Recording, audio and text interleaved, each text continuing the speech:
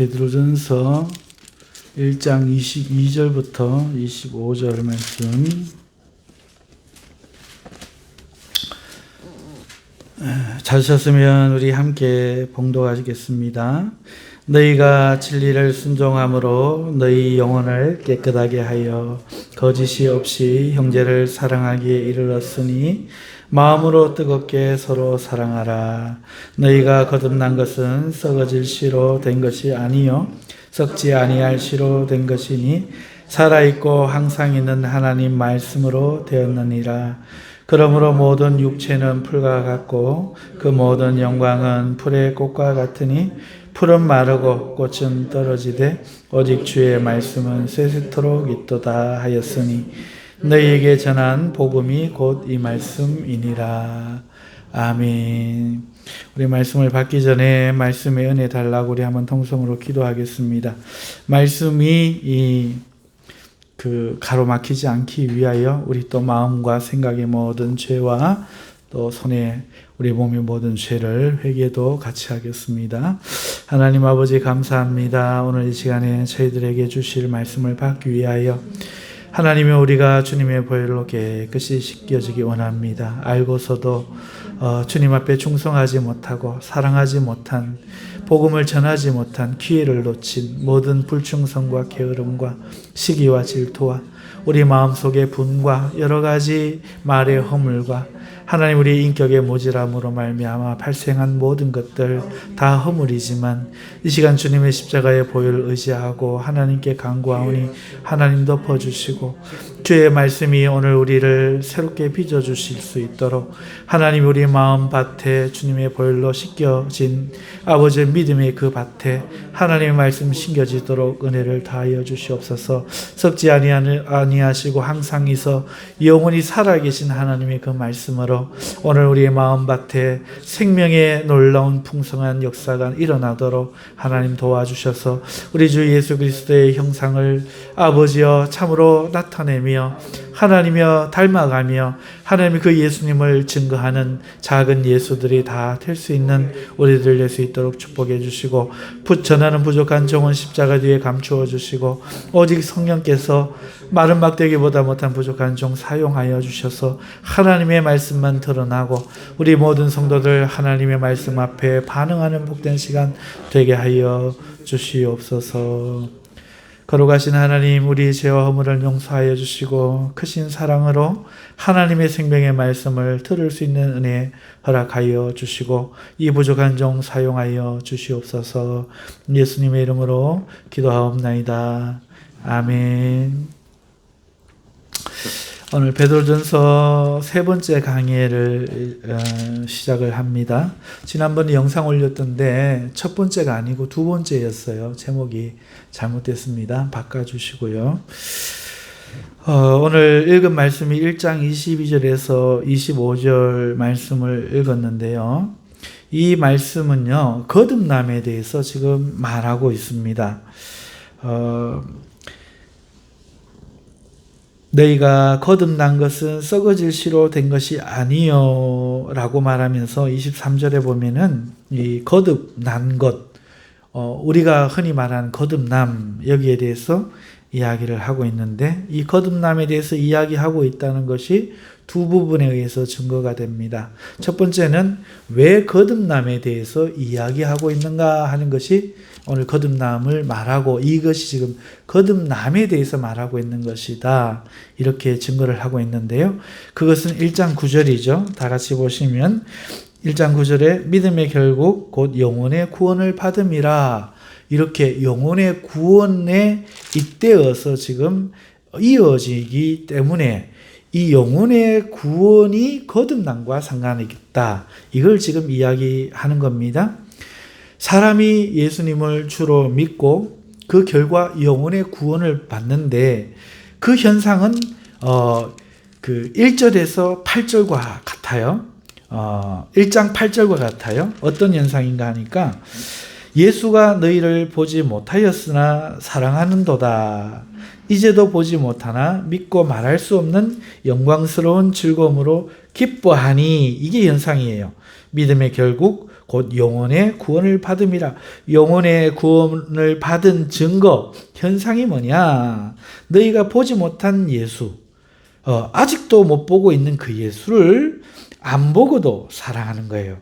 그리고 앞으로도 지금 육신으로는 보지 못하겠죠. 그럼에도 믿고 그 예수를, 믿는 예수를 말할 수 없는 영광스러운 즐거움, 세상 즐거움이 아닙니다. 신령한 영광스러운 즐거움으로 기뻐한다. 예수님을 못 보는데 사랑하며 즐거워한다는 거죠. 세상에 없는 즐거움으로 즐거워하는 이유는 믿음의 결국 영혼의 구원을 받은 현상이라, 이렇게 지금 말씀하고 있는데, 이것과 지금 거듭남을 연결해서 말하고 있는 거예요. 영혼의 구원과 거듭남 말이죠. 그리고 두 번째, 이 22절에서 25절이 거듭남에 대해서 말하는 것을 또 증거하는 것은 이어지는 2장의 말씀, 2절의 문맥이 그것을 증거합니다. 2절을 보면은 갓난 아기들 같이 순전하고 신령한 젖을 사모하라 하면서 아기들이 나오고 그 다음에 신령한 젖이란 말이 나와요. 여기서 뜬금없이 갓난 아기와 신령한 젖 이야기가 등장하는 것이 아닙니다. 거듭남이라는 지금 주제 속에서 거듭났으니까 뭐예요? 아기잖아요. 그러니까 거듭난 성도가 갓난아기의 비유가 되고, 갓난아기가 필요한 것이 젖이기에 거듭난 성도는 신령한 젖을 먹어야 된다, 이렇게 비유되거든요. 그러니까 영혼의 구원, 믿음의 결국은 영혼의 구원과 함께 거듭남을 중간으로 해서 샌드위치 기법으로 아기, 신령한 젖이 이렇게 포개물어서 거듭남의 교리를 베드로 사도가 증거하고 있다 하는 거죠.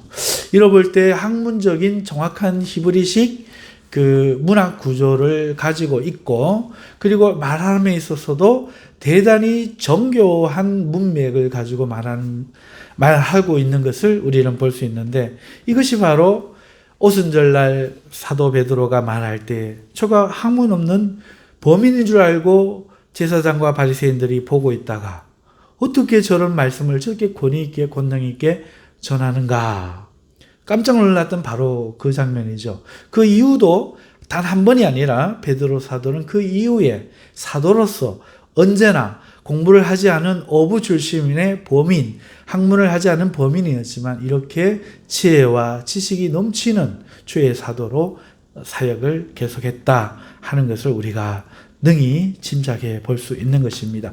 그래서 22절과 25절을 볼 때 영혼 구원, 그리고 거듭남, 그리고 갓난아기 신령한 젖, 이렇게 말하고 있기 때문에 이것이 거듭남, 중심에 있는 이 거듭남에 대해서 말하고 있는 본문이다, 먼저 말씀을 드리고요.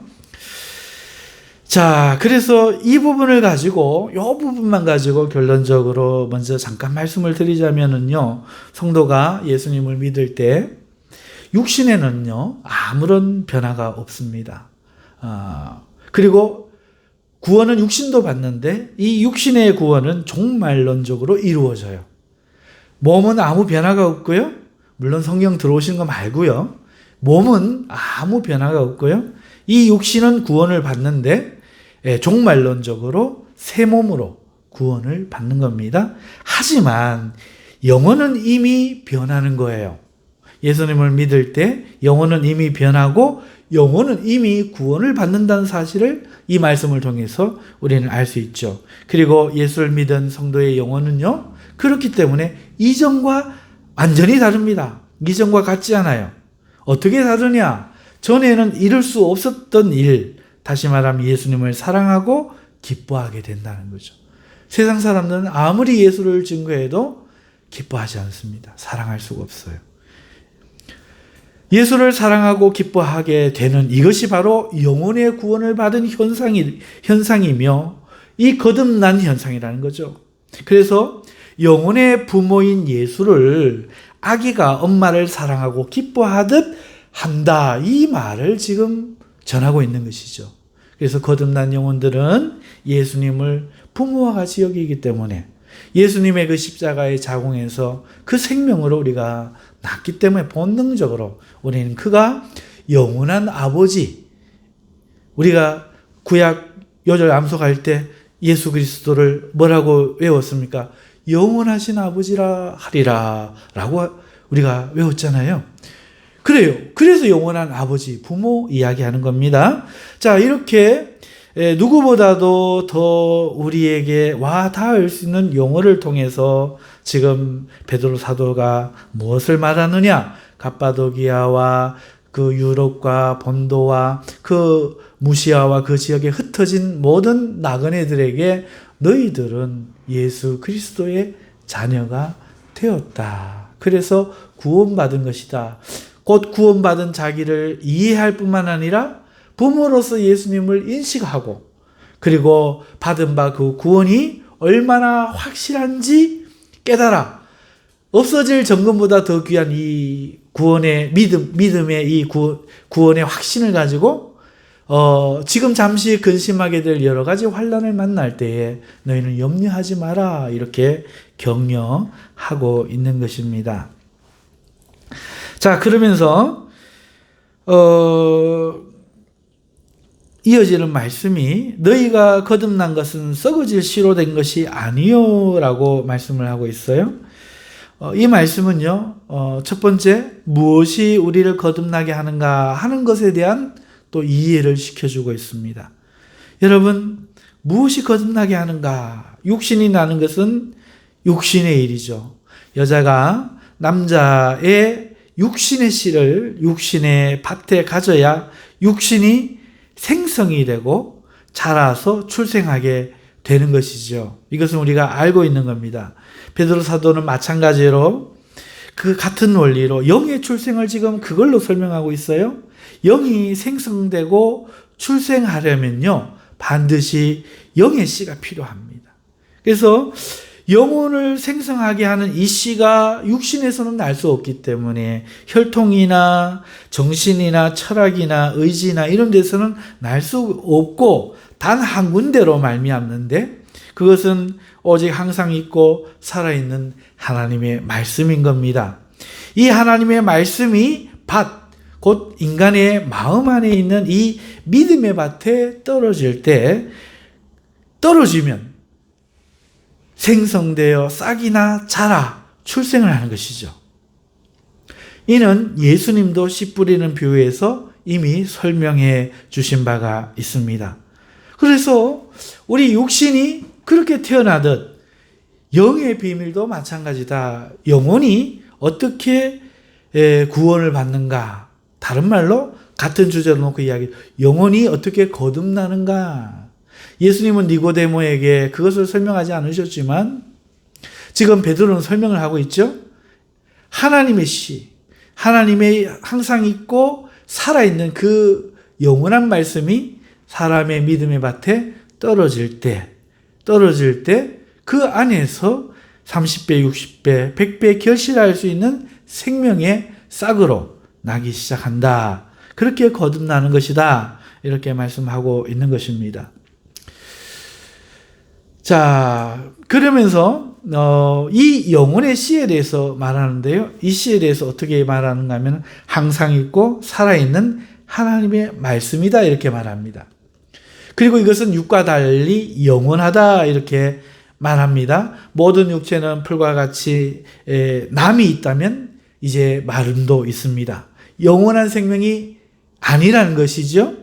그리고 육체의 아름다움과 화려함과 놀라움은 오직 이 풀에 피는 꽃처럼 그 육신보다 더 순간적이라는 것이죠. 그러나 영의 시인 하나님의 이 말씀은요, 세세토록 있는 영원한 말씀이다. 꽃에 비유하는 것이죠. 영원하게 있는 말씀이다. 말씀합니다. 자, 그러면 우리는 여기서 그럼 이 하나님의 말씀이라면 그럼 무엇을 말하는가 궁금할 텐데 베드로 사도는 여기에 대해서도 정확하게 언급하고 있습니다. 그것은 우리에게 전하여진 복음이라는 것이죠. 오직 주의 말씀은 세세토록 있도다 하였으니 너희에게 전한 복음이 곧 이 말씀이니라. 우리를 거듭나게 하는 시인, 영의 시인 하나님이 이 말씀이 곧 복음이라고 제한적 용법으로 한정시키는 거예요. 제한하는 거죠. 이거 딱 지정하는 겁니다. 하나님은 항상 말씀하세요. 또 말씀으로 천지를 창조하셨죠. 또한 말씀으로 구약에는 계명들을 주셨고요. 오늘 신구약의 성경도 하나님이 말씀으로 주신 거지요. 하지만 이 모든 말씀을 사람의 영혼을 거듭나게 하는 시로 말한 것이 아닙니다. 베드로 사도는 오늘 정확하게 복음, 이 복음이라고 지정하고 있습니다. 자, 그러면 복음이란 뭔가? 복음이란 하나님이 이 세상을 사랑하셔서 구원하시고자 그 아들 독생자를 주신 하나님의 사랑에 대한 소식, 복음, 기쁜 소리. 다시 말합니다. 하나님이 이 세상을 사랑하셔서 구원하시고자 그 아들 독생자를 주신 하나님에 대한 기쁜 이 소식의 소리, 이 소식, 이거를 복음이라고 말해요. 이 복음이 시다 말하는 거죠. 그러면 이 복음이 어떤 의미를 가지고 어떻게 시가 된다 하는가? 어떻게 시가 될 수 있는가? 여기에 대해서 우리가 생각해 보게 되는데요. 여러분, 하나님이 세상을 사랑하시고 구원하신다고 말씀을 하시는데 이것을 뒤집어 엎어보면은 하나님 말고 세상이 보이죠. 하나님이 세상을 왜 사랑하실까? 왜 구원하실까? 이 말은 뒤집으면 이 세상은 하나님을 싫어하고 대적하는 자로서 심판을 받을 반역자라는 뜻이래요. 그러므로 복음은 그러한 세상의 이 가치관에 정반대되는 개념인 거예요. 그러니까 그걸 받는 사람들은 이 정반대되는 개념, 하나님 우리를 심판하려고 하셔, 미워하셔, 이렇게 딱 믿고 본능적으로 각인되어져서 율법을 안 어겨서 심판만 안 받을 생각하고 있는, 하나님하고 화친하기엔 너무 두려운, 하물며 신의 산조차 올라가기에는 죽을까 봐 너무 두려운, 모세여 당신이 가소서, 이렇게 말하고 싶은 그런 두려운 존재. 그저 제사나 지내면서 이렇게 거리를 두고 지내고 싶은 존재. 하나님은 도무지 사랑하려야 사랑할 수 없는 불나방이 뛰어드는 모닥불 같은 존재. 그런 존재죠. 하나님이 복음이라는 것은 처음부터 원초적으로 거부되는 본능이에요.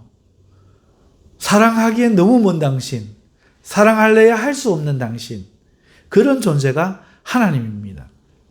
나는 심판받을 존재고 하나님이 싫어서 떠난 존재고 지은 이 죄는 돌이켜서 하나님께 나아갈 수 있는 면목을 얻게 만들고 자기의 그 소망을 상실하게 만들고 저 하나님을 어떻게든지 없애서 나를 심판할 자를 없이 해야 되겠다라고 본능적으로 말하게 하는 그런 존재가, 그런 상태가 이 세상인데요. 하나님이 그런 세상을 사랑하셔서 구원하려고 우리에게 그 사실을 알리셨다는 이 소식이 제대로 전달될 리가 없죠. 그런데도 이것을 사실로 믿기만 하면 그 복음의 영혼을 살리는 씨가 된다. 이게 비밀인 거예요. 그런 상태인데도 불구하고 하나님의 말씀을, 이것을 마음에 믿는 것 뭐냐? 이 소식이 자체가 살아있는 능력 있는 씨여서 어떤 사람, 택한 사람에게 쑥 떨어지면 그게 믿어지더라 이거예요. 그게 나더라 이겁니다. 자신의 본성이 시키는 대로 하나님의 사랑을 부정하고 거부하며 자기의 도성을 쌓고 믿지 않는 것이 정상인데, 하나님이 핏부림을 주시고자 얼마든지 부르신 자들은 기이한 신비한 그 복음을 신비하게 기이하게 받아들이게 되는데, 이것을 거듭남이라고 말하며 그 상태를 영혼의 구원이라고 말하고 그 현상을 지금도 보지 못한 예수를 사랑하고 말할 수 없는 즐거움으로, 영광스러운 즐거움으로 기뻐한다. 이렇게 말하면서 아직 육신의 구원이 이루어지지 않은 시점에서 이미 이루어진 영혼의 구원인 자기의 상태를 정체성을 알고 이해하게 하는 아주 정확한 교리적인 설명을 오늘 베드로 사도가 지금 하고 있는 겁니다. 저는 어떤 의미에서 베드로 사도의 좀 딱딱한 그런 설명보다는 그리고 좀 긴 설명보다는 간결하고 요약적으로 함축적으로 설명하고 있는 이 베드로 사도의 설명이 저에게는 더 깊은 울림으로 다가오는 것 같아요. 부러워하기도 하고요. 얼핏 읽어보면은 너무 함축적이어서 이런 신학적인 의미를 생각해보지 않고 읽으면 무슨 말을 하는지 잘 모를 때도 있어요. 읽어보면. 하지만 단어 하나하나 짚고 앞에 문맥을 살펴가면서 예수님의 가르침을 적용하면서 베드로가 생각했을 그 내용들을 우리의 교리와 비추어서 함께 숙고를 하면은 얼마나 베드로가 성령으로 지혜롭게 지금 말씀하고 있는지 깨닫게 되는 것 같습니다. 사랑하는 성도 여러분, 그러면요, 오늘 이 세 번째 강해에 오늘 이 22절과 25절이 거듭남에 대해서 설명하고 있고, 그래서 앞에서는 영혼의 구원이요, 뒤에는 악의와 신령한 젖이 나오는데, 이 본문을 가지고 토탈 전체의 요약을 좀 해보자면 1장 1절부터 오늘 마지막 절까지를 요약을 해보자면은 우리의 구원에 관해서, 우리의 신앙생활의 거듭남이나 구원에 관해서 이러한 몇 가지 결론을 우리는 얻을 수 있습니다. 첫째는 영혼의 구원이 먼저요, 육체의 구원이 나중이다는 거죠. 먼저는 영혼의 구원을 받아야 되고, 그리고 우리는 받은 이 영혼의 구원을 간직하면서 지키면서 그걸 믿음이라 부르고 육체의 구원을 기다리는 삶을 살아야 한다 하는 사실을 우리는 알 수 있는 것이죠. 그게 두 번째였고요. 세 번째는요, 구원이 필요한 사람 중 믿는 사람이 생기는 것은 하나님이 불쌍히 여겨 값없이 불러준 사람들이다 하는 것이죠.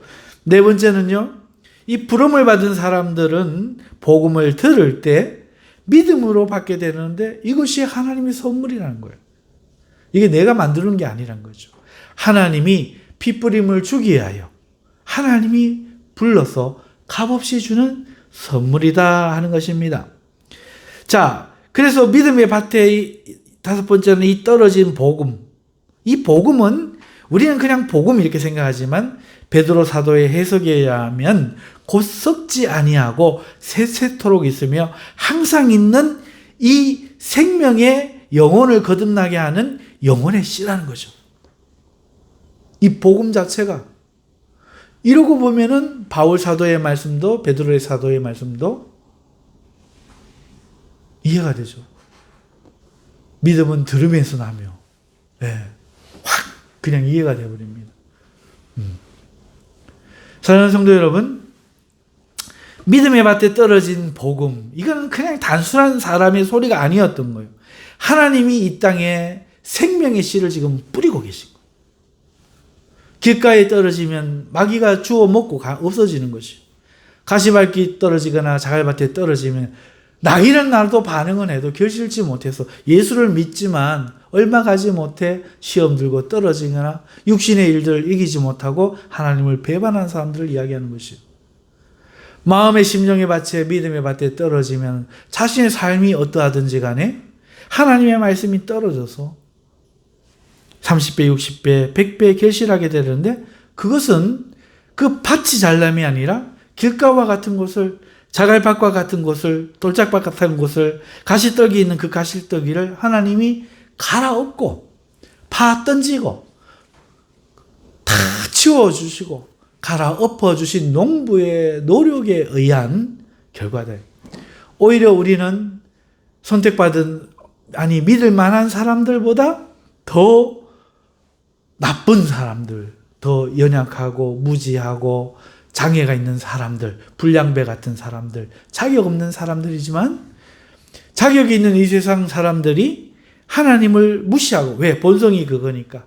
하나님을 사랑할 존재로 여기지 아니하고 싫어하여 각기 제 길로 가버리니까, 하나님 말씀을 듣지 않으니까 하나님이 이 천국의 잔치에 이 핏부림의 은총을 주시기 위하여 이 놀라우신 생명을 상속의 유업자로 우리를 세우기 위하여 강제로 지금 데려다가 우리를 하나님의 사람으로 만들고 있다는 겁니다. 그러면서 오늘 우리가 이 땅을 살면서 그 복음이 예수님을 말씀을 딱 듣게 되면은 영혼이 거듭나게 되는데, 거듭나는 그 순간은 어떤 사람은 뭐 조금 이해도 해요. 눈물이 나기도 하고 막 그 방언이 터져 나오기도 하고 하나님을 만난 체험, 강렬한 체험이 있기도 하고, 어떤 사람은 또 다른 방식의 어떤 것들이 자기가 느낄 수 있는 그 어떤 것들이 있겠지만, 또 어떤 사람은 그렇지 못하고 차분히 이해가 되고 믿어지고 삶이 내가 예수님 살아야겠다 이런 식으로도 되고, 그 방식은 몰라요.